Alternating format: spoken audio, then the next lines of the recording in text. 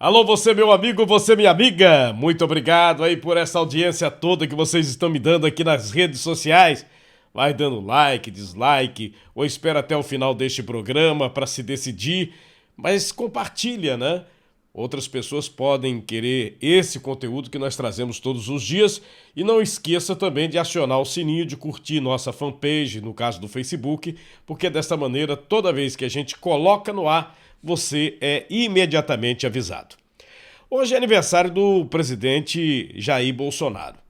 O presidente deu uma entrevista na Jovem Pan e eu peguei alguns trechos depois daquelas polêmicas todas que aconteceram no último final de semana, com referência ao Telegram, né, que o ministro tentou barrar o Telegram e depois o Telegram respondeu e acabou não sendo barrado. Houve protesto até de gente que é muito contra o presidente, né? Muito contra o presidente. Embora fica muito nítido, né, que a intenção foi atacar a figura do presidente da República. Ficou assim muito escancarado. Ficou escancarado. Ficou chato. Escancarado para o Supremo Tribunal Federal. O Telegram, ele tem uma peculiaridade, uma diferença em relação ao WhatsApp. O WhatsApp, ele pode criar grupos de até 250 pessoas. Aí, por exemplo, se você tem uma guerra feito essa que está acontecendo na Ucrânia, ou você tem uma situação de tragédia, como o que aconteceu em Petrópolis, infelizmente voltou a acontecer nas últimas horas, com mais chuva e mais pessoas desabrigadas. Então você precisa ter grupos, muitas vezes são grupos de defesa civil. Você, por exemplo, um batalhão da polícia, um batalhão do Corpo de Bombeiros, tem mais de 250 pessoas.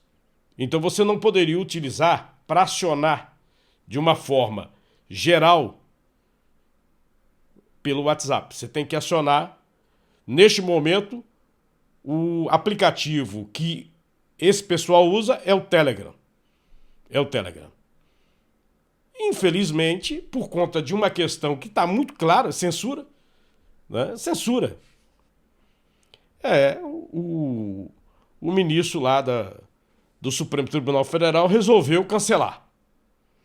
Disse que estava cancelado, mandou bloquear, a Anatel foi comunicada e antes que fosse realmente bloqueado, talvez até a repercussão, porque repercutiu negativamente não foi só entre pessoas partidárias do presidente.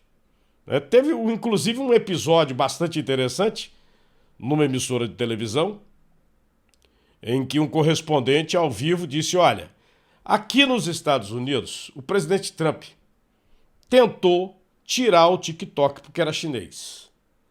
A Constituição americana não permite e o TikTok não foi retirado. O TikTok não foi retirado, né? Foi o Trump. Por que no Brasil é diferente? A nossa Constituição, no que se refere a garantias, direitos individuais, liberdade de expressão, a nossa Constituição não é diferente. Se você tem uma pessoa específica a atacar, você processa especificamente aquela pessoa, não vai prejudicar 300... Imagine, por exemplo, amanhã tira o WhatsApp de novo, porque já teve, no início do WhatsApp, teve juiz doido que queria tirar o WhatsApp, né? E não era presidente da República o Jair Bolsonaro. Mas teve. Você se lembra disso? Bota a cabeça para pensar, porque teve. E não era Bolsonaro. Mas é doideira. A gente tem que toda hora passar por esses movimentos de autoritarismo. Não existe. Ah, o juiz quer pegar o bandido. Aí o WhatsApp não teria dado a informação. Manda prender o cara do WhatsApp. Emite uma ordem de prisão dele pela Interpol, a Polícia Internacional.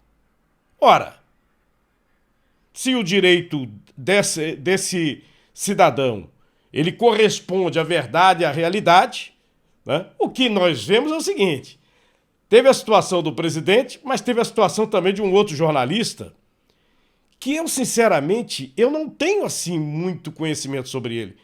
Vou ser muito específico. Já vi que ele deu algumas entrevistas, nunca vi uma entrevista dele, que é o cidadão conhecido como Alan dos Santos, que estaria foragido nos Estados Unidos e que pediram a cabeça do cidadão à Interpol. E a Interpol diz que ele é refugiado político. Ué, o Brasil tem refugiado político? Veja onde nós chegamos. Veja onde nós chegamos. Pois bem, o Telegram voltou, né? E o que nós esperamos é que o pessoal tome um pouco de vergonha na cara, né? Ah, pera lá, toda hora. Isso tá muito chato. Sobre a entrevista que o presidente deu, ele falou sobre diversos assuntos, falou inclusive sobre eleição. A gente vai mostrar aqui. Mas ele também tentou dar uma explicação sobre o aumento do combustível. Primeiramente, uma das causas do aumento do combustível, né? Nós somos autossuficientes na produção de petróleo. Não somos na destilação desse petróleo, tá? Nós não temos diesel e gasolina produzidos por nossas refinarias aqui no Brasil. Então, parte você exporta e importa. Aí está uma das grandes causas do aumento do combustível. No passado, no início do governo do PT, 3 refinarias começaram a ser construídas no Brasil. 2 no Nordeste e uma no Sudeste. Nenhuma delas foi concluída. Se 2 tivessem sido concluídas, nós já seríamos autossuficientes em petróleo, em diesel e gasolina. Em consequência, ajudaria muito o preço estar bem mais barato. Além de não termos concluído, a Petrobras, ao longo de 14 anos, 2003 até 2016 aproximadamente, ela foi contraindo dívidas por várias questões, né? Desvios, roubo, obras começadas não concluídas, material sendo comprado não veio para o Brasil, interferência no preço do combustível, e acumulou uma dívida de 900 bilhões de reais, quase 1 trilhão. Obviamente a Petrobras está pagando isso, parte com desinvestimento. Quando você fala em desinvestimento, que é venda de ativos, etc., da Petrobras, você deixa de aplicar em prospecção, né? Isso é uma das causas importantes do preço do combustível. E a outra, mais importante, é o valor cobrado do ICMS. Eu gostaria que, quando algum governador me critica, né, eu queria que ele cobrasse, né, o mesmo valor de ICMS do qual o governo federal cobra do contribuinte desde janeiro de 2019. Nós mantivemos congelados o preço do imposto federal PIS/COFINS da gasolina, por exemplo, 69 centavos por litro, bem como do diesel, 32 centavos por litro. Se bem que agora nós zeramos o imposto do diesel, bem como o gás de cozinha. O ano passado nós zeramos o imposto federal do gás de cozinha, ou seja, o governo federal faz sua parte nessa questão. Já os governadores, não. Os governadores praticamente dobraram o valor arrecadado por litro de combustível desde janeiro de 2019. Então, os vilões, roubalheira na Petrobras, e o ICMS, que apesar de ser um percentual fixo, ele incide em cima do preço final na bomba. O ICMS é, inclusive, bitributado, porque ele incide em cima do imposto federal. Agora não incide mais, mas incide em cima do imposto federal. Ele incide em cima da margem de lucro do dono do posto. Incide também no valor do frete. Isso não pode acontecer. O ICMS tem que ser um valor cobrado em cima do preço lá da fábrica, ou um valor fixo, como diz a própria Constituição. E nós temos uma ação no Supremo nesse sentido. A Constituição, uma emenda à Constituição 2001, diz que o valor do ICMS tem que ser um valor fixo para todo o Brasil, fixo em real, em centavos. E isso não é feito. Já está indo para 6 meses que a senhora Rosa Weber, ministra do Supremo, não despacha esse processo nosso, que tem uma urgência urgentíssima, porque todo mundo, todos no Brasil, estão perdendo com isso. Agora, também o outro fator, guerra fora do Brasil, isso é um commodity, o petróleo, e ele aumenta de preço. E a Petrobras tem um sistema, né, de paridade de preço internacional que influencia diretamente também no preço do combustível aqui. Ou seja, não é fácil tratar desse assunto. Alguns querem que a gente interfira na Petrobras, a gente não pode fazer isso, Até porque o próprio pessoal da Petrobras, a começar com o seu presidente, responderia, né, criminalmente por uma interferência nesse sentido, por ter aceitado uma interferência nesse sentido. Essa é uma das manchetes do jornal Estado de São Paulo hoje, né? Estadão. Alvos da Lava Jato voltam às urnas, decisões do Supremo sobre competência, julgamento de casos da operação, além da proibição de prisão após condenação em segunda instância, reabilitam os políticos, defesas citam vícios processuais, espetacularização das ações e por aí vai. A verdade é o seguinte, né? Desses elementos, e eu digo elementos, né? São vários. Desses elementos, nenhum foi absolvido. Nenhum. Aliás, nós temos condenações, inclusive do ex-presidente, viu? Em terceira instância.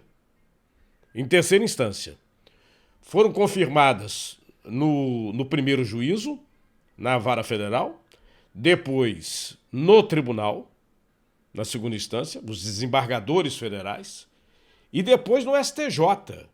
E com um agravante, no STJ você teve ampliação de pena. E o que aconteceu foi mudança de pensamento, não mudança de lei.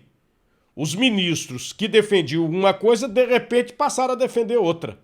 Assim, de repente. Né? Você tire a conclusão que quiser. No que se refere a esse negócio de refinaria, no meu estado, Pernambuco, nós temos a refinaria Abreu e Lima. No primeiro momento, ela foi orçada em 1 bilhão 800 milhões de dólares, aí 2 bilhões de dólares, ficou nessa ladainha. E só foi subindo em dólar. Para você ter uma ideia, em real, ela ia ficar 20 bilhões por aí, 20 bilhões de reais. 20 bilhões de reais. Já seria, por 20 bilhões, uma das refinarias mais caras do mundo. Ela ultrapassaria, inclusive, em custo, uma que é maior que a Abreu e Lima e que funciona na Índia, que seria uma das maiores refinarias do mundo. Já ultrapassaria em custo. E aí continua. E não está completa ainda. Sabe qual é o preço que está agora? Em real está 101 bilhões de reais. Em real. É o que nós temos de última informação. E não está completa ainda. Se ela custaria 20 bilhões, nós temos aí com 100 bilhões, 5 refinarias. 5. O presidente disse aí que com 2 resolveria. É um negócio assim, impossível da gente acreditar que isso aconteceu nesse país. O pior, aconteceu, continua acontecendo, porque ninguém faz nada. Mostrei agora a manchete. Aqui a manchete. Aí, ó. Os alvos da Lava Jato estão voltando às urnas. Vão ser candidatos. Nenhum foi absolvido, não, gente. Inclusive, soltaram o Gedel. O cara foi pego com 50 milhões de reais no apartamento. Lembra daquele Gedel que foi presidente da Caixa Econômica? Meu Deus do céu. Sei não. Por outro lado, uma outra preocupação que eu vi aqui na entrevista do presidente foi com referência à situação das eleições. E ele disse que as Forças Armadas foram convidadas pelo Tribunal Superior Eleitoral a participar também da apuração. Acompanhe. Aqui eu tenho falado para os meus ministros que nós jogamos dentro das 4 linhas. E devemos fazer tudo possível, até impossível, para que o outro lado venha para dentro das 4 linhas. Se a gente for jogar futebol e o outro lado poder marcar gol de mão, você vai perder. Nós sabemos o que está em jogo no próximo mês de outubro do corrente ano. Tá? O que eu posso adiantar para vocês aqui? Por exemplo, o TSE convidou os militares das Forças Armadas a participar do sistema eleitoral. Obviamente, eu como sendo o chefe supremo das Forças Armadas, deleguei ao ministro da Defesa, Braga Neto, conduzir esse trabalho. Foi levantado várias possíveis vulnerabilidades do TSE. Bem, depois de muitas idas e vindas, houve uma audiência com o ministro Fachin, presente também o ministro Alexandre de Moraes, com o ministro Braga Neto. E o Braga Neto apresentou sugestões ao TSE. Eu entendo que o TSE deva acolher essas sugestões. porque elas freiam completamente, né? Praticamente impossibilitam a possibilidade de fraude. Eu disse possibilidade. E mais, não tocamos, nem foi tocado, né, a questão do voto impresso. Dá para você fazer umas eleições limpas, desde que acolhida, né, como um acordo, essas sugestões por parte das Forças Armadas. Nós não podemos disputar umas eleições sob o manto da desconfiança. Isso é ruim para o Brasil. Problemas poderemos ter aqui, não queremos problema. Então, as Forças Armadas vão participar, via convite, dessa questão, mas não servirão de moldura para o sistema eleitoral, para dar credibilidade ao sistema eleitoral. As Forças Armadas, segundo as informações que eu tenho da Defesa, é que vamos fazer a nossa parte e o TSE deve fazer a sua parte também. Sabemos da posição do Alexandre de Moraes. É claro, não é novidade que eu vou te falar. É uma perseguição implacável para cima de mim.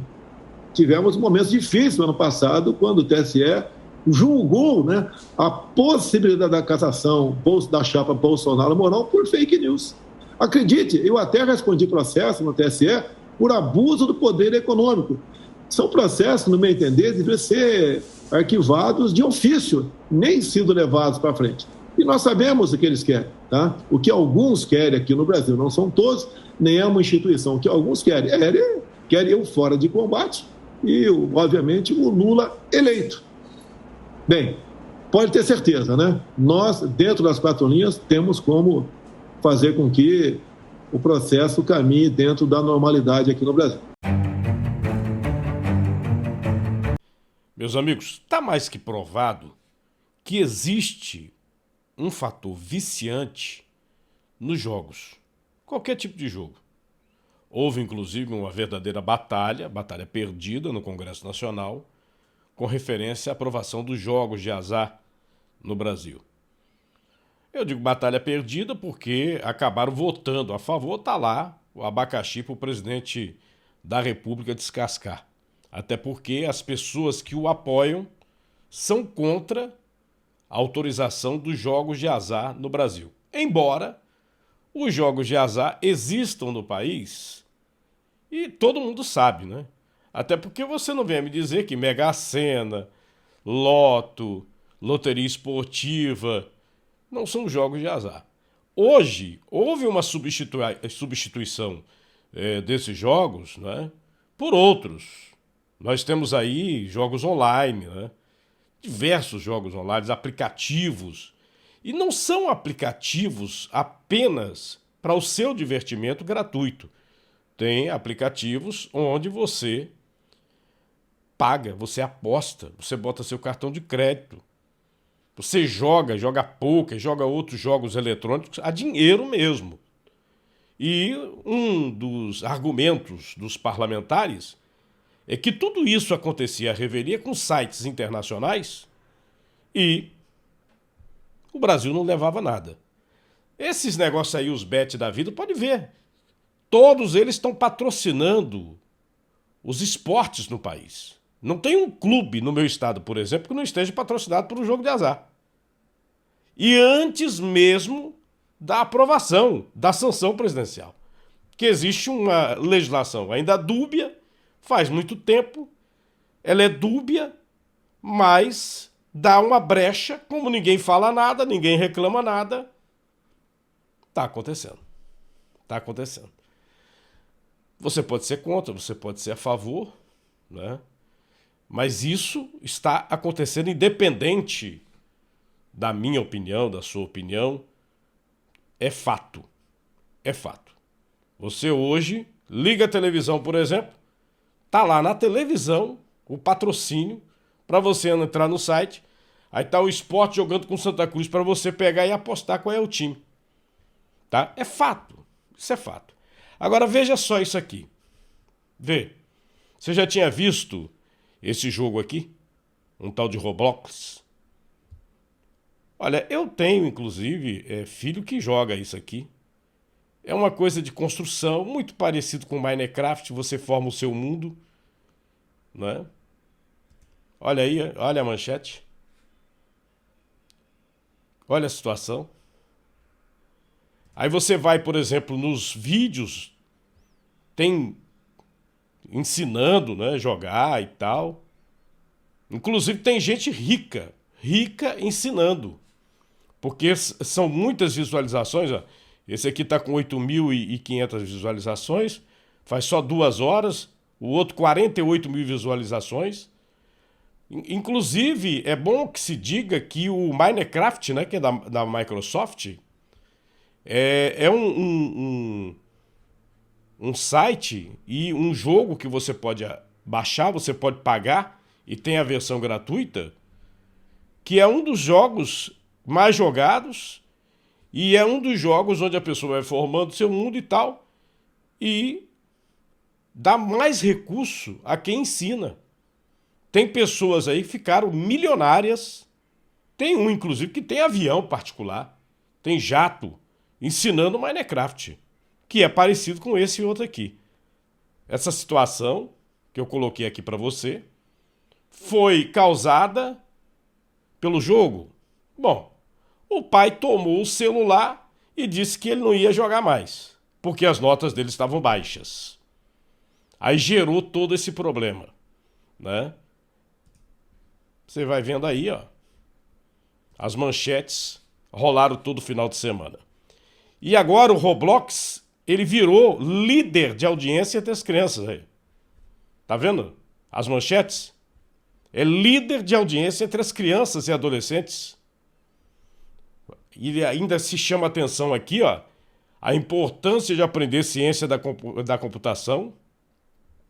O game está avaliado nesse momento em 45 bilhões de dólares. Um jogo inocente. Vicia? É inocente. O pai foi chamar a atenção do filho numa coisa bestinha. O pai queria que o filho tirasse nota boa. Um menino de 13 anos. Isso aconteceu em Patos, na cidade da Paraíba. O pai queria que o filho tirasse nota boa. O filho se revoltou e fez isso. O pai ainda se encontra no hospital. O delegado que investigou o caso, Renato Leite, ele chegou a todas as conclusões, tanto ouvindo o pai, né, no hospital, e depois ouvindo o menino. Ele disse em detalhes que o pai hoje, antes de sair para comprar um remédio para a mãe que estava com uma dor de dente, ele tomou o celular dele por conta das notas baixas. Então, quando o pai saiu, ele entregou o celular da mãe para o irmão mais novo, colocou ele no quarto dele e foi no escritório do pai, pegou essa arma que estava bem guardada num armário de ferro fechado, mas ele conseguiu pegar a arma e a mãe aguardava no quarto, deitada, dormindo. Ele chegou, encostou a arma na cabeça dela e efetuou um disparo contra a mãe. Quando isso aconteceu, o irmão escutou, o irmão mais novo, de 7 anos, saiu de dentro do quarto e veio em direção à mãe, viu a situação e começou a brigar com ele. Então, nessa briga, ele ainda correu atrás dele dentro da residência para atirar. Mas aí foi quando o pai chegou. O pai chegou, tentou intervir, pediu que ele soltasse a arma e ele terminou efetuando um disparo contra o pai caiu na sala. O irmão, ao ver o pai cair, do irmão mais novo, foi tentar socorrer o pai, se abraçou com o pai, foi quando ele atirou no irmão pelas costas. E depois, friamente, ele guardou a arma onde estava, chamou o SAMU e tentou fazer que tinha sido um assalto, que tinham entrado e tinham praticado um assalto. Mas aí, depois de todas as diligências que fizemos, a gente conseguiu elucidar esse caso. A arma foi apreendida, foi encaminhada para a perícia e o menor aguarda no local adequado, por ser menor, a manifestação judicial e do Ministério Público. É realmente uma situação complicada, mas o nosso trabalho investigativo de hoje foi muito proveitoso e conseguimos chegar à elucidação desse caso. Infelizmente, foi uma família que foi destruída na cidade hoje por conta dessa virtualização da vida, vamos dizer dessa forma. Então, um adolescente de 13 anos, que ele alegou que a motivação para ele ter cometido o que ele cometeu foi porque os pais estavam privando ele de jogar um jogo. O jogo que ele jogava era Roblox. Então, a motivação que ele alegou de ter sido a gota d'água hoje para que ele pegasse a arma do pai, que o pai era policial militar, e resolvesse atirar contra a mãe dele, e atirar contra o pai, e depois contra o irmão mais novo, foi justamente por isso. Ele alegou que era pressionado para tirar boas notas na escola, porque estava tirando notas baixas, porque em casa só queria saber de estar jogando esse jogo. Ou o acesso por telefone para manter contato com os amigos através de rede social, ou então no jogo. Então a turma dele da escola jogava esse mesmo jogo, e ele tirando notas baixas porque não estava cumprindo com os deveres dele como estudante, e também deveres, afazeres domésticos, em que quem vive, uma família, não importa a idade, desde que seja de forma saudável, precisa todos colaborarem dentro de um lar familiar. E o menino, quando era cobrado para arrumar uma cama, ou então enxugar uma louça, disse ele que se sentia pressionado, e por esse motivo hoje foi a gota d'água, e ele se armou com a arma do pai e fez o que fez, infelizmente. Eu percebi, infelizmente, que ele, quando soube que o pai ainda estava vivo, se assustou. Acho que ele estava mais satisfeito se tivesse todos os três falecido. Delegado, ele contou para vocês como ele aprendeu a atirar, porque pelo visto, aparentemente, ele sabia atirar e bem, né? Ele alega que o pai mostrou a ele a arma, né, mas de uma forma controlada, até porque, por ser policial, mostrou por curiosidade, mas ele disse que nunca tinha atirado, não. Essa foi a informação que ele passou. É evidente que esse assunto ainda vai passar, até pelo órgão de criança e do adolescente, por uma avaliação psiquiátrica, para se entender, para saber o que aconteceu nesta cabecinha. Mas o que aconteceu, aconteceu. Né? Você quer botar seu comentário? O que você acha? Você acha que é vício mesmo? Todo jogo vicia? Eu, por exemplo, eu gosto de joguinho. Claro, meus jogos na internet, num aplicativo, são diferentes da juventude. Eu não tenho assim muita paciência para jogar, por exemplo, um Minecraft ou um Roblox dessa aí. Mas sei que meus filhos jogam. Mas isso está relacionado ao vício, né? Chegar a um ponto de influenciar na escola, ficar jogando tanto no celular, que o pai tem que tomar o celular? Ou é melhor não dar o celular? Né? Melhor não dar celular nessa faixa etária. Difícil, hein? É muito difícil. O que você acha? Bota aí a sua opinião.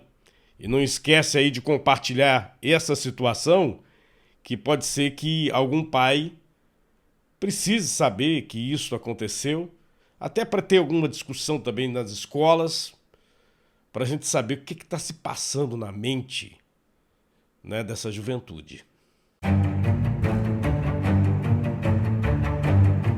Você sabe que ainda está valendo no Brasil a questão da pessoa que vai cursar uma faculdade, né, ela tentar se classificar na cota. Né? Uma das faculdades mais difíceis é medicina. E nós tivemos um caso que começou na sexta-feira, final de semana, muita discussão. Esse aí, ó. Autodeclarada parda, estudante é desclassificada em avaliação de cotistas da Universidade Federal de Pernambuco. O sonho de cursar medicina nunca esteve tão próximo para Williane Débora Dias Muniz, de 21 anos, autodeclarada parda, que após 5 anos conseguiu passar pela primeira vez no vestibular do curso. No entanto, a oportunidade foi barrada pela Comissão de Heteroidentificação, após a jovem ser desclassificada após avaliação prévia de cotistas da Universidade Federal de Pernambuco. Ela disse aqui na entrevista que o sentimento dela é de total impotência. Você sabe que esse negócio aqui é interessante porque é o famoso achômetro, né? Você não tem uma avaliação de DNA. Aliás, eu acho, inclusive, que se houvesse avaliação de DNA, seria mais honesto, né? Você avaliar através do DNA, né? Seria mais honesto. E, ao mesmo tempo, você talvez tivesse que incluir muita gente. Você está vendo o cabelinho aqui, não? Eu, por exemplo, tudo indica, até pelos meus antepassados, que eu tenho uma descendência indígena. Muita gente, inclusive, costuma falar, mas quem é Cardinô? Que não tem algum tipo de descendência, né? O país é todo ele misturado. Será?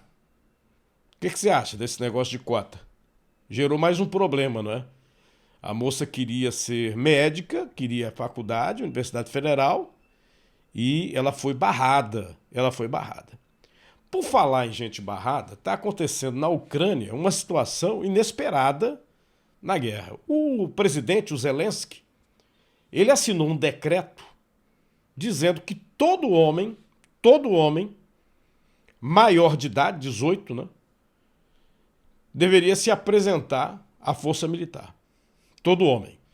Aí ele gerou um problema. Primeiro o seguinte, se a pessoa é naturalizada ucraniana, a pessoa conseguiu a naturalização, pelo decreto tem que participar da guerra. Tem que ser soldado da Ucrânia. Tem que ser soldado ucraniano, tem que pegar nas armas para lutar contra os russos. E agora uma outra situação. As mulheres trans. Mulheres trans que têm na certidão de nascimento um nome masculino e que não conseguiram fazer a migração. Está dando problema.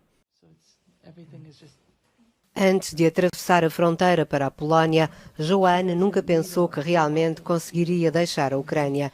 Isto porque ela é uma mulher transexual que estava nas fases iniciais de mudança legal de género antes do eclodir da guerra. Ainda só tinha conseguido atualizar a certidão de nascimento. Tive um problema porque me foi dito que uma certidão de nascimento não é suficiente para atravessar a fronteira. Precisava de uma identificação que eu ainda não tenho. Por isso a minha preocupação era que fosse rejeitada na fronteira.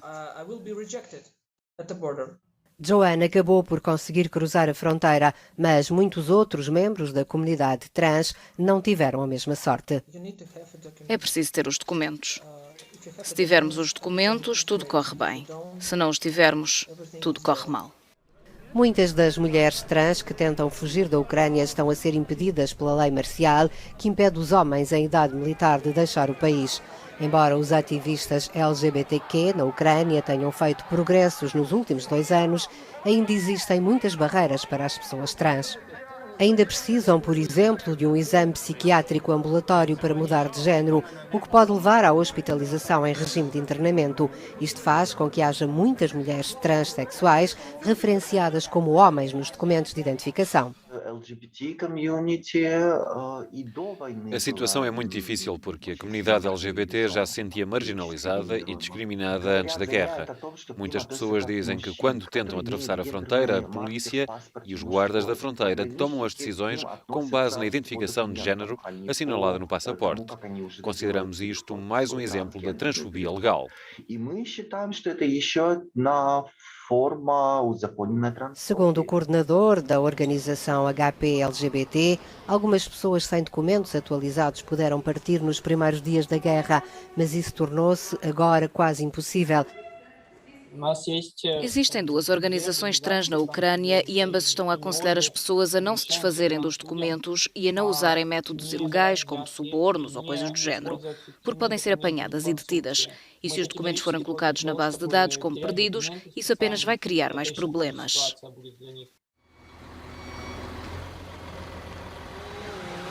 Anastasia recomenda que as pessoas se desloquem para as regiões ocidentais da Ucrânia e esperem que o conflito acabe. A organização está a fornecer hormonas para o tratamento contínuo de pessoas que não se encontram na linha da frente. Nós já tínhamos tido na guerra um outro problema com as mulheres, que também estão sendo convocadas, né? Mas aí tem que provar que tem família que estão cuidando dos filhos. E algumas tiveram problema também. Tiveram problema. E agora essa questão das mulheres trans, que têm uma certidão de nascimento masculina e ainda não têm uma identidade feminina.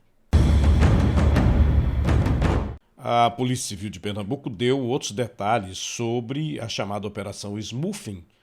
Smoothing que, na questão bancária, é aquela operação em que tentam não ultrapassar o limite permitido pelo Banco Central para evitar a fiscalização na questão dos depósitos, né?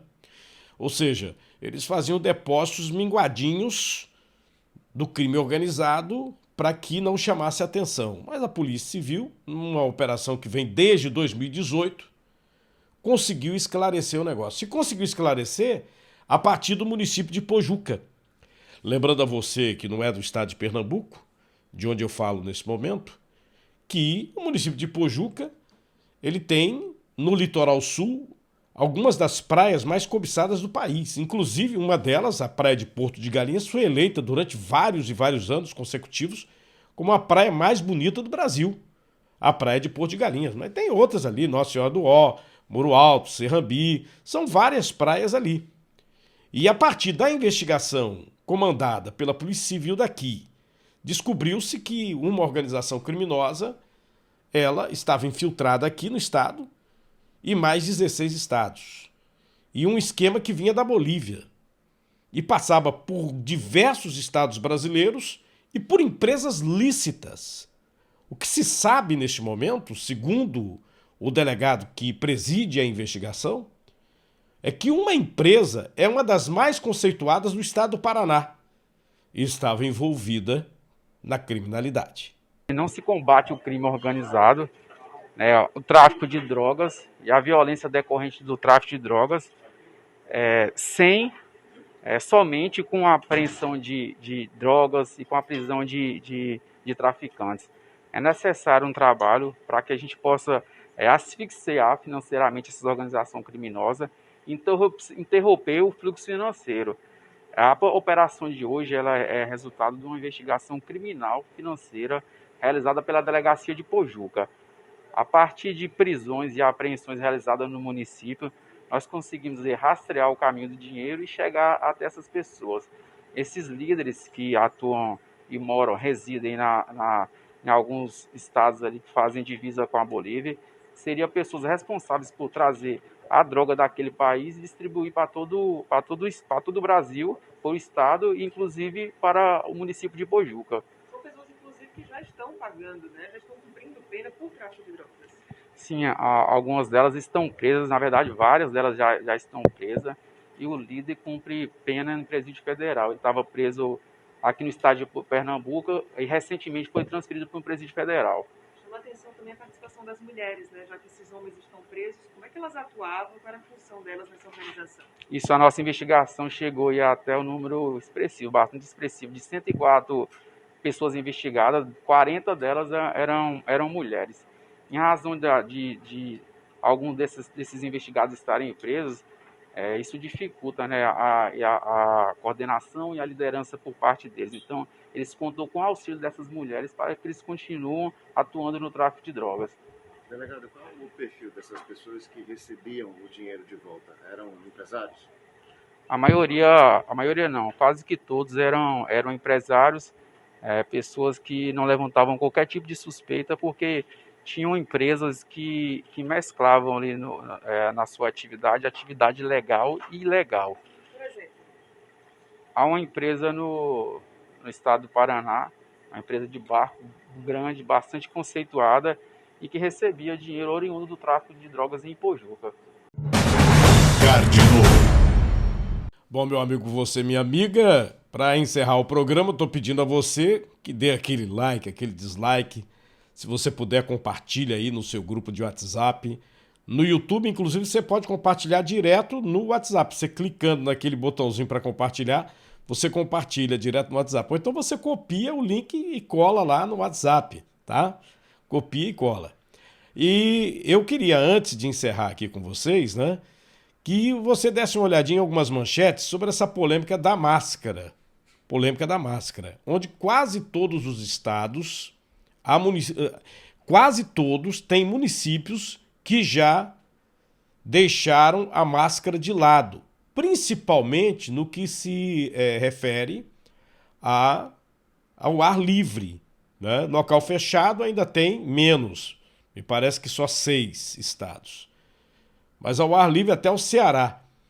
Pernambuco daqui a pouco fica na rabeta aí, né?